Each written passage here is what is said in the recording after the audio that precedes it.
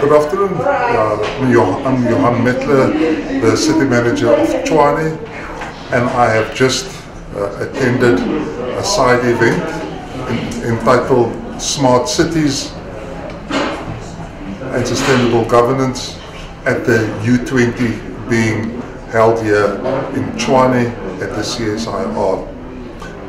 This was a very interesting workshop because we have looked at what other countries, other jurisdictions are doing by using smart technology to enable them to improve the quality of lives of their residents. We have focused on a number of areas, for example, waste management. We've also looked at community safety. And in this regard, the city of Tshwane has learned a lot. We have also contributed in terms of what we are doing for our communities when it comes to community safety.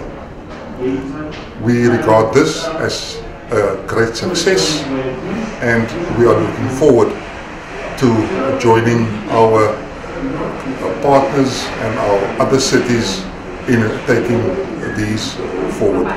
Thank you.